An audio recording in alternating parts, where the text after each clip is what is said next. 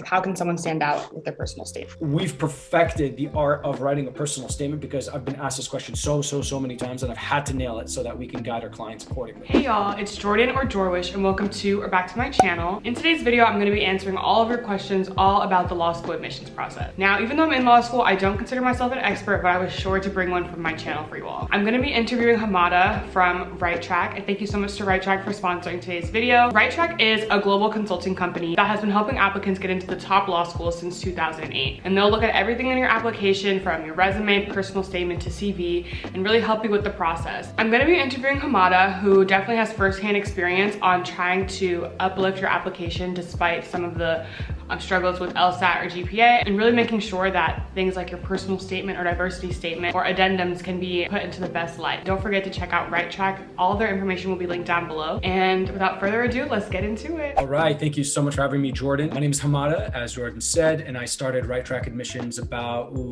over 10 years ago, probably closer to 13, I guess, at this point.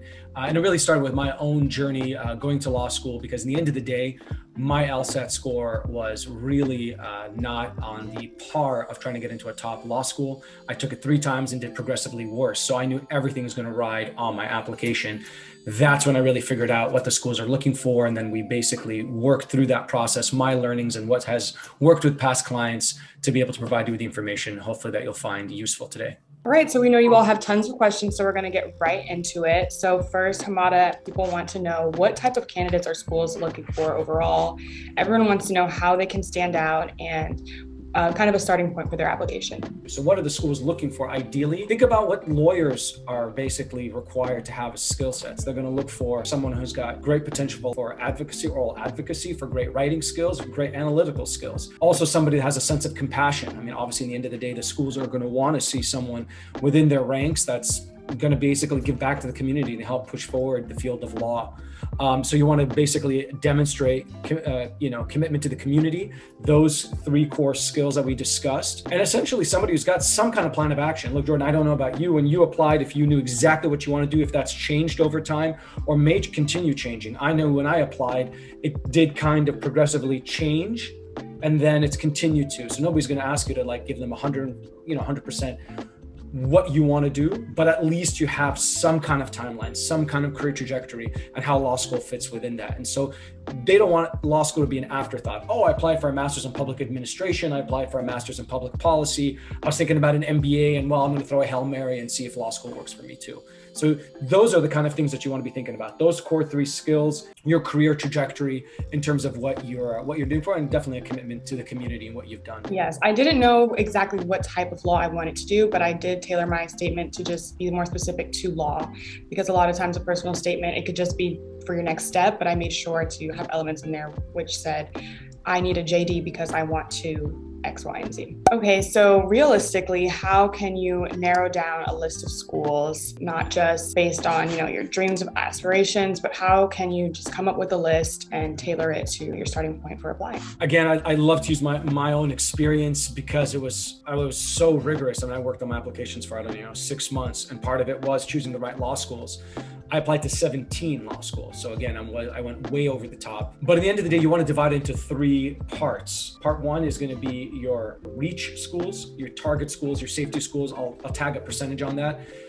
Your reach schools are pretty much your 0 to 15% chance of admission. Those are your Yale, Harvard, Stanfords, right? Then you've got that's, again, I'm giving you just for somebody who has a pretty above average LSAT score, good grades, and so forth. Then you've got your target schools. Those are going to be your 15 to 40%. And those are going to be, possibly like your Berkeleys, your Northwesterns, your Dukes, your Georgetowns, and stuff like that, up to UCLAs. Those are your target schools. Then you've got your safety schools, not top 30, then they're the ones below that, are your safety schools. A couple of things to keep in mind. Number 1, there's high targets, low targets, high safeties, low safeties, high reaches, low reaches. So there's going to be ones that are going to be exceptionally hard to get into almost for any candidate. Your Yale, your Stanford, your Harvard. Those are probably 0 to 5% chance of admission. And then as 5 to 15, 15 to 25, 25 to 40, on and on as you get it. So make sure you're thinking about that. Some people come back to me and be like, well, what percentage chance do I have to get admitted? My percentage of getting into a school may be different from yours, Jordan, may be different from someone else's, because your scores may be higher, lower, and so forth. But just just give yourself a general gist. I honestly didn't tag myself saying, look, I have an average to low LSAT score. I have a great GPA.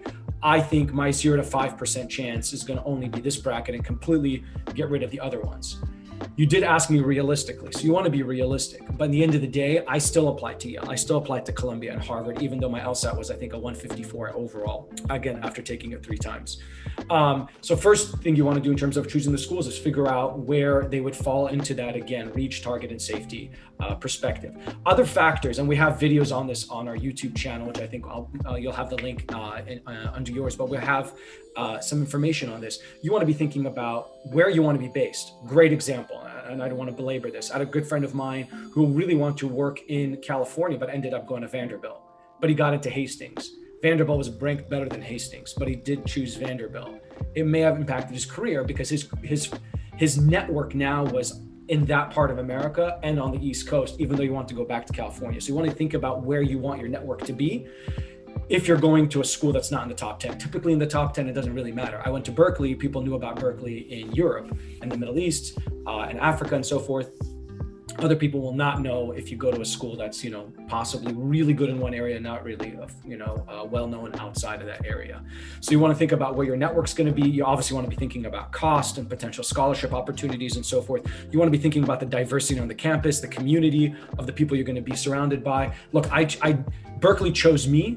Of those 17 law schools that I applied to, I told you about, I got waitlisted in about 5. I got rejected in the bulk, and I only got into 1 school, which was Berkeley Law. So somehow the heavens parted and I was destined to go there. But it so happened that Berkeley also is a pass, no pass schools up to a point, right? Highest honors, pass, subsidiary pass, fail. And so I think that also helped with that kind of competitive spirit on campus. So sometimes you want to look at the grading systems there. You want to look at concentrations on campus. You want to look at the type of professors you're going to have. You want to look at the clinics, the journals, and you want to look at work opportunities ex post, right? Because that's also obviously going to impact what you're going to be doing afterwards. Because don't be narrow-minded and just think only the 3 years of law school. This is a commitment you're going to be doing for the rest of your life, unless you veer away from a career in law. And even if you do veer away, it would still follow you, because even if I'm doing something entrepreneurial, people are going to want to know what law school I went to, at least just as a talking point or at least a credibility stance. Great advice. And a lot of people have questions as to timing. So when you were mentioning how to narrow down the list, you kind of spoke with already knowing your LSAT score. So do you recommend, getting your stats first and then getting your list together, and also maybe throughout the application cycle? Because law schools do rolling admissions, do you have any types of tips for people deciding when they should apply, when they should take the LSAT, things like that? It's a balance. Some people will come to me and say, hey, listen, I didn't do well in the October or November LSAT, so I'm going to take it in December or January even. If you take it in December or January and get 10 points difference, then it's worth the wait. If you take it in December, January, and you're going to be like, well, how are they going to know what point difference? You'll know if you're going to be able to retake it and crush it, because Jordan, you were going to take it in October and you got a cold and you were a hot mess and you couldn't do it. And then you just took the score. So there's a huge difference, right? There was an externality that impacted your ability to do well. But if you studied like crazy for October and you took it, and then between October and December, you got swamped at work and family commitments, and you're just going to take it and you didn't have that much more time to study, and your practice exams, you're not doing that much better, then don't do it. Using that time, the extra 2 months to apply earlier, is going to be far more beneficial to you. So create that balance. Typically though, I tell all clients, submit your application definitely before Thanksgiving, if ideally between September and beginning of November. Even if you haven't gotten your LSAT score, at least the application's in, it's been processed, and all they're waiting for now is your LSAT score. Once the LSAT score comes in, then they're ready, they're off to the races, and they can start reviewing it. So you want to make sure that you submit it early. But if you submit it November, like I'm telling you, and it's a half-baked application, and if you spend another 3-4 weeks and you'd have a phenomenal application, then spend that extra 3-4 weeks. Again, it's all a balance. It's a balance between how much better you can do the LSAT when you submit, how much better you can do on the application if you wait a little longer when you submit. And I say this with caution because some people will be like, well, if I wait a little bit longer, I know I could do better. It's you've really got to know yourself well and know if that's actually going to be the case. Definitely. Okay, so moving on to the actual application, a big part of that is the personal statement. That's more of something that you can control. And it's something that, a lot of people don't know even where to start. So can you talk to us about the best way to structure that? Any topics that people may consider cliche to stay away from it? Like, how can someone stand out with their personal statement? Great question, Jordan, because your personal statement, as you remember, is the anchor to your whole application. The better the personal statement, the more comfortable the school is with reading further. I'll put it as simple as that. Again, I had a 154, I had a great GPA, I had like a 3.9 something from UCLA. So I was on the cusp, right? People are like, the admissions community are like, well, he's got a great GPA, he's got an interesting, transcript, let's say. Do we even bother to read the personal statement? Because we looked at his LSAT score and it's just not there to get into a top 10. But when they started reading my personal statement, I honestly think that's what got them interested to read the diversity statement. Then they read the addendum, then they looked at the resume, and then everything became more holistic. So your personal statement's what kicks it all off. And hopefully through this answer, Jordan, I'll be able to answer the question about what's to avoid from a cliche perspective. Suffice it to say, we've perfected the art of writing a personal statement because I've been asked this question so many times, and I've had to nail it so that we can guide our clients accordingly. Think about the personal statement in terms of the A, B, C, D, E, and even F. So A, attention grabber. B, background. C, career. That's academic and professional, depending on, I think one of the questions we spoke about, Jordan, was, older clients and so forth, or older candidates.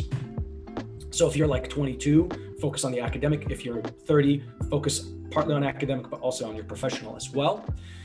D is direction, what you want to do with your life. E is for educational institution and program. So this is where you emphasize why law school and why that law school.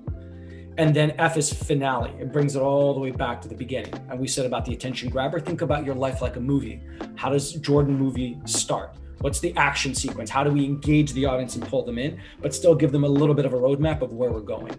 B, background, that's your family, that's your upbringing, that's really the core of who you are, right? C, the career, as we talked about, professional, academic, that just says, given who I am, this is what I've done about it.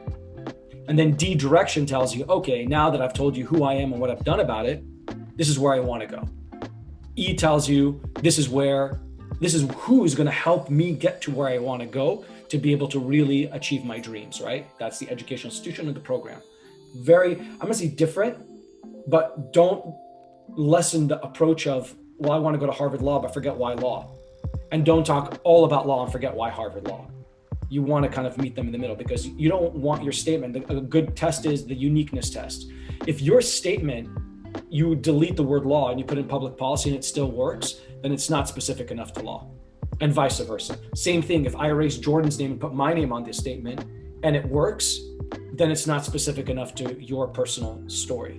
And then F, as I said, finale, think about the end of the movie. Every human being likes to see a start and an end. You know that you've got the start, you've got the inflection point, the crisis, and then you've got a resolution. And so that's the resolution part of your story. By designing the essay in this way, the A, B, C, D, E, F, you will start to avoid the cliche topics because it all has to work together. You can't start off cliche and then still talk about your background and then still talk about your career, and that cliche would probably work.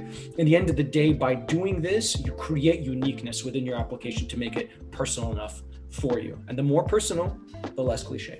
Nice. I think that's perfect advice. And you really found a great way to make it succinct. And I'm sure that when people are clients of yours, you'll have constant check-in meetings to make sure that they're getting the formula down. So, and we did kind of talk about how there can be a range of applicants. So can you talk about gap years or any type of years when they don't have experience, or people who feel like there's really nothing they can put on their application with even an undergrad? Like how can you kind of tweak that to make it your advantage? So because some people ask me like, look, should I take a gap year? Should I apply directly, right out of undergrad? I personally didn't. I advise people not necessarily to do that unless you really know exactly. You've answered that question, I think, that we asked in the beginning, right, Jordan, which is law school right for me? So if you've already answered that, is law school right for me? Maybe you've got some summer experiences when you were in college and you've kind of really made sure that that is the case, then go ahead and apply. So it really depends on how well you're able to balance your schedule and how committed you are to law school if you should take that gap year. Say you did take that gap year, 1, 2, 3 years, then you want to use those years to feed into why law school. If you took out 2 years and you ended up working in tech, and you're applying to law school for no reason to do anything with tech, it just makes it for a more difficult story to put together. Just think about that movie concept, right? You start talking about you wanting to go to law school, and then it spends all these years talking about tech, and there's really a disconnect. People are going to be scratching their heads like, well, why, right? You want to make sure that's connected. So if you do take a gap year, make sure it connects to why you want to go to law school. That's the best case scenario because it provides that the continuum, right? If you're an older candidate or a non-traditional candidate, don't shy from that. If you're making career change, don't shy from that. If you are working in IP and then suddenly want to go to law school and there's no connection, at least you want to talk about what brought you towards wanting to apply to law school and say, I'm making a complete career shift. But there should be a genesis for that you can kind of refer to. But don't try to like duck and weave because they can see it. Your application will show when you graduate from undergrad, and typically you graduate at 22. Now it's X date. They have a general gist of your age. So don't shy from it. I think frankly, not only don't shy, use it as an advantage, because when you enter class at Berkeley, I think the average age was maybe 25, 26, but we had older candidates there that actually provided a lot of experience to the classroom. Non-traditional, again, people that have no background in law or anything that really harps on or advocacy, oratory skills or written skills, but still want to go to law school. You still want to make sure that you are able to tease out that you have the potential, the academic ability to still crush it, even though you haven't exhibited those two areas, for example, in your current job or in the degree that you did as an undergraduate. Nice. And another area of your application where you can talk about things that make you stand out is your diversity statement. So I know people have asked me, they have different backgrounds, like they're in the military or they have other things about them that they want the schools to know. So can you kind of talk about, how someone should kind of structure their diversity statement, or whether it's a school-specific essay? A lot of people don't know if they should do it, if they feel like they nailed it in the personal statement, or how to even go about those. The diversity statement is one that I'd say most schools, especially now with the big push for diversity and inclusion in the academic setting, is super important. If they don't ask for it, still write it, because some schools are going to ask for it. Some of the other schools that you're applying to won't. So you want to still have it ready to apply, because the last thing you want to do is get all your application, you get your personal statement ready to rock and roll, and you get your resume, you got your transcript, you got your LSAT score, you got your recommendations, and then the school that you're applying to says, oh, by the way, we need a diversity. And now you're like scrambling in a couple of weeks or a week, or I don't even know how long, to quickly put together a diverse statement. If it's not good, it will effectively possibly impact your application overall. So you want to make sure that that is already created, even if it's a supplemental statement. The diversity statement is asking what you can add to the law school, while the personal statement is asking why you want to go to law school, right? So there is a distinction. With a diversity statement from that perspective, in terms of what you can add to the law school class, think about that. You don't have to be black or white. You don't have to be gay or straight. It's medical tribulations. It could be race. It could be religious.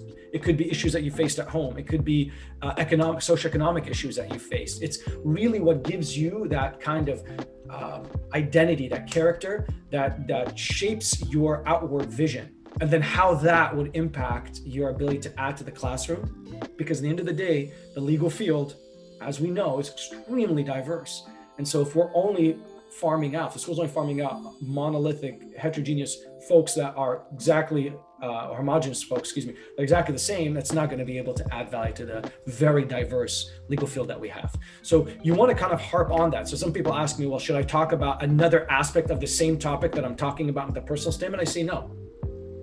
You're not going to have an interview in most law schools. You remember that, Jordan. In M.P.A applications, you do. You will have an interview with someone, and that, or even in college. But for law school, typically you don't. So everything that you're going to put together really has to shape who you are.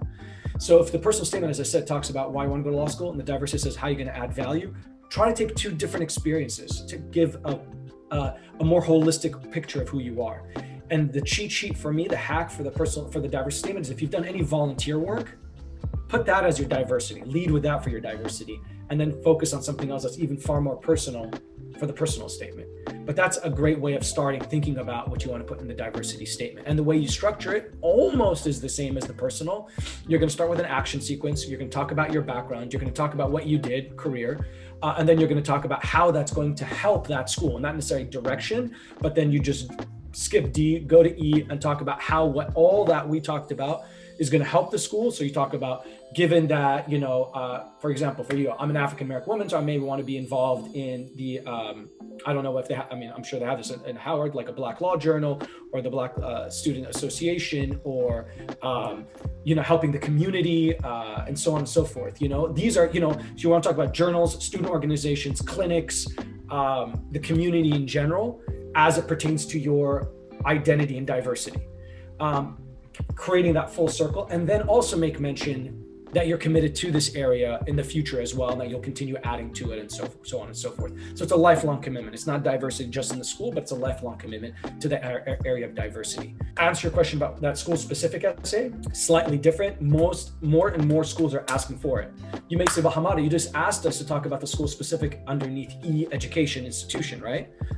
If the school doesn't ask about why our school, like a separate essay, you're going to put it in that area, education institution. If they do ask for that, take that education institution, really kind of tone it down to like 1 or 2 sentences, because you're going to plop most of it in that school specific.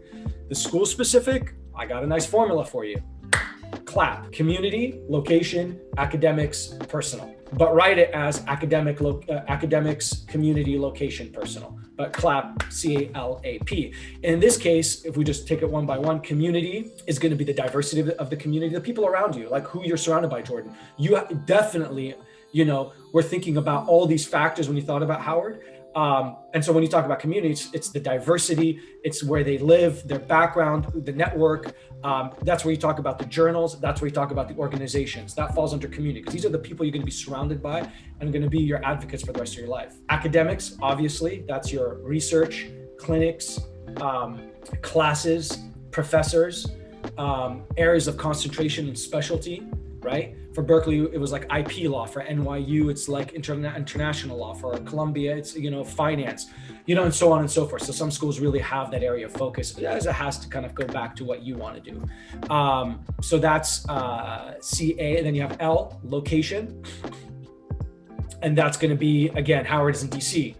That's huge, especially if you want to do anything related to policy, and so on and so forth. So location is going to matter. Sometimes people will be like, well, I'm applying to Vanderbilt. Does it really matter? Probably not. So don't focus too much on location. But if you're in DC, in the hot spots, DC, Chicago, San Francisco, Los Angeles, and it pertains to a certain area of interest of yours, entertainment law, Los Angeles, tech, San Francisco, finance, New York, policy, DC, then talk about the location as well and its reputation globally. And then finally, the personal. The personal is where you may have a connection to it. Jordan, I'm not sure if you had a connection to Howard. Maybe you went there for summer school. Maybe you knew a professor there. Maybe you had a mentor there. Maybe you knew a bunch of friends that went there. Maybe you audited a class there. But that's the personal element, the X factor, the thing that can distinguish Jordan from me applying to one specific school is the connection you have with that school. And you want to end with that to really bring that thing home. Nice, great advice. And I would say that these diversity statements, take your time with them, because you will use them eventually in law school. If you want to go into big law, a lot of the firms will ask you for some sort of statement of purpose as well. So it's just a great thing to have, just so that you can rework it in the future. And, research the schools. You don't want to say that you're interested in a type of law that the school may have like no clinic or no professor or no one there that does it. But also on the flip side, it's nice to know the specifics of it. So if you know a specific area that the school maybe just started or used to have and you want to bring it back, those little things will just really show that you're really interested and dedicated to the school. Yeah, and I'll add one thing to that too. Like imagine, Jordan, you were like, I really want to go study under Professor John Smith at Harvard, and John Smith took a sabbatical. Yeah. John Smith just left. So don't just focus on one professor and everything's on that professor, because they may leave, they may go to another school, they may take a sabbatical for the whole period they're there. The school's going to say, well, that person's no longer there. Are they still going to want to come to our school? Exactly. And back to your point about not being repetitive, you want to give your all in the application. At the end of the day, you want to be confident in it, and you don't want to submit something and say, oh, I wish they just knew this about me, or I wish I would have mentioned this.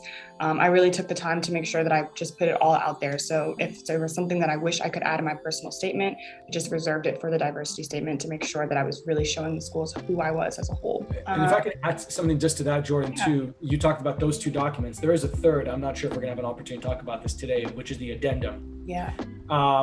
So if you don't mind, I could quickly say something about that. That's, let's say you don't do well in the LSAT, like me, right? I didn't want to write that in my personal statement. No way. That's super valuable real estate. You don't want to distract them with throwing everything out there and say, hey, by the way, I have this and I have this. Oh, I didn't do well here, but put that in the addendum. The addendum is basically speaking about any extenuating circumstance that you have. Poor LSAT, poor GPA, a gap in your education, a very bad semester, a medical issue you faced, a criminal issue that you may have. Anything that really doesn't necessarily fit, like you said, the diversity and the personal, you've got the addendum also to offer that. And the schools will look at that. So for me, I had to really put together a really bulletproof explanation as to why I didn't do well in the LSAT. But again, it was an explanation. It wasn't necessarily a series of excuses. I owned it. I said that the LSAT's important. I didn't do well, but I want you guys to look at my undergraduate GPA, all my extracurriculars, who I am, how I'm going to be able to add value. And if given the opportunity to be at your school, I excel in academic settings, but not necessarily in standardized testing. The addendum doesn't need to be more than 400 words, short and sweet. Say what you're going to talk about in the beginning of the addendum, explain it, and then say how you're going to still be able to overcome it as a student. Okay, I guess we'll wrap the video up with talking about just the financial aspect of school. What advice do you have for people who want to maybe negotiate scholarships, or if you can maybe talk about just the financing part of it all? Law schools become extremely expensive. We know that. You could rack up debts up into the $200,000-$300,000. So it definitely, the more financial aid you can get, the better. People who get into a multitude of schools can use and leverage one school against another. But the schools typically have to be about on the same level. Or the school you really want to get into, let's say is a number 30 and you got into a number 5, but you really want to go number 30, you can negotiate and say, listen, I got into this school, number 5, but I really want to go to this school. Let's just use some easier examples. Let's say you got into Boston College, but you also got into Columbia. You want to stick around Boston, but you got into Columbia. You can tell Boston, hey, listen, I got into Columbia. Is there any financial aid you can offer me? Because otherwise I'll go to Columbia and just bank on a better reputation to get a better job. And the school will come back and say, sure, here's $20K. It's going to be really hard to go to Columbia and say, hey, listen, I really want to go to your school, but I got into Boston College and gave me $20K. They'll be like, well, then go to Boston College. They're not going to compete with them. They will compete typically with a school that's around the same level, Chicago, NYU, Harvard, what have you. And the idea here is to say you're trying to be very gracious and try to get at least one scholarship to start the negotiating, and then ask the other school. And the scholarship doesn't have to be just financial aid. It could be a stipend. It could be a housing allowance, whatever it is to reduce that financial burden on you. Okay, well, yeah, that was our last question. So again, thank you so much to Hamada. And if you all have any further questions, feel free to comment them down below, or definitely reach out to Right Track, because I feel like they just give so much information. If you just got this from this video, imagine what you could get on an individual level. Hamada, do you have any final thoughts for us? No, I mean, look, some people are asking, should I apply to law school? Should I not? Should I go through this stuff? Do it. It provides so many incredible life experiences when you have that law degree, whether it's empowerment for yourself, empowerment for the community. Don't shirk away because of how long it is or how much it costs, but make sure you're making the right decision. And when you apply, put your best foot forward. The better the application, the better your LSAT score, the better the total package is, the better school you get into, and or the more financial aid you get for a greater life experiences. So I hope that helps you out, and we look forward to hopefully hearing from you and working with you. Okay, I hope you all enjoyed the video. Again, I'm gonna have all the information linked down below, so be sure to go. And if you go to Right Track, make sure you tell them that I sent you. And yeah, don't forget to like, comment, and subscribe on my channel and also on Right Track's channel as well. Okay, I'll see you all in the next one. Bye.